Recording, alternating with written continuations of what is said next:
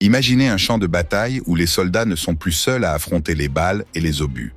En Ukraine, cette vision est déjà une réalité. Des robots de combat et de logistique participent activement à la guerre, sauvant des vies humaines tout en changeant le cours des affrontements.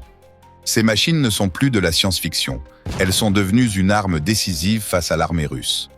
Dans un vieil entrepôt soviétique de la région du Donetsk, des ingénieurs ukrainiens travaillent jour et nuit. Leur mission est claire: construire des véhicules terrestres sans pilote capables de remplacer les soldats dans les missions les plus dangereuses. Ces robots roulent sur le front pour livrer des munitions, apporter de la nourriture, évacuer les blessés et parfois même mener des attaques directes contre les positions adverses. Ce que l'on appelle autrefois des missions suicides est désormais confié à des machines. Le robot s'approche discrètement d'une tranchée, dépose son chargement et repart aussitôt.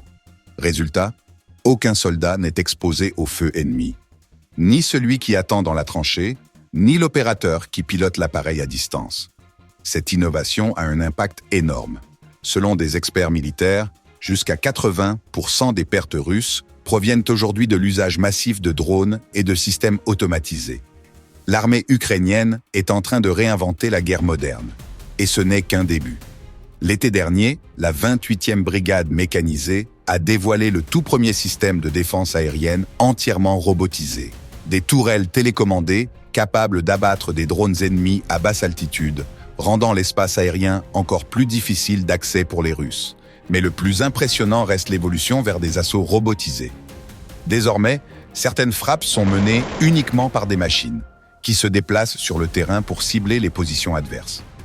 Pour la première fois dans l'histoire, ce ne sont plus seulement les soldats qui avancent en première ligne, mais une génération nouvelle de robots, capables d'agir de façon autonome ou semi-autonome. La Russie développe aussi ses propres technologies, mais l'Ukraine conserve une longueur d'avance grâce à un modèle unique, la décentralisation et le soutien de volontaires. Des organisations comme Dignitas Ukraine jouent un rôle crucial. Elles financent la recherche, forment les soldats et accélèrent le déploiement de ces robots sur le front.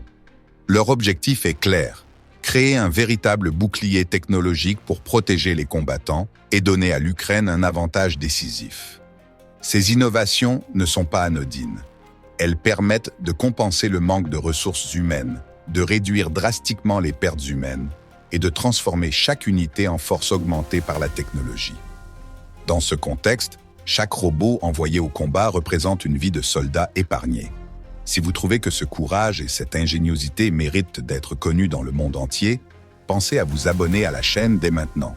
Votre soutien nous permet de continuer à analyser en profondeur ces bouleversements militaires. Car ce qui se joue aujourd'hui en Ukraine dépasse largement les frontières du Donbass. Ce conflit est en train de devenir le laboratoire mondial de la guerre du futur. Ce qui est testé ici, drones autonomes, robots de combat, défense automatisée, pourrait demain être utilisé dans toutes les armées du monde. L'histoire retiendra peut-être que c'est dans cette guerre que l'humanité a franchi une étape irréversible vers la robotisation du champ de bataille.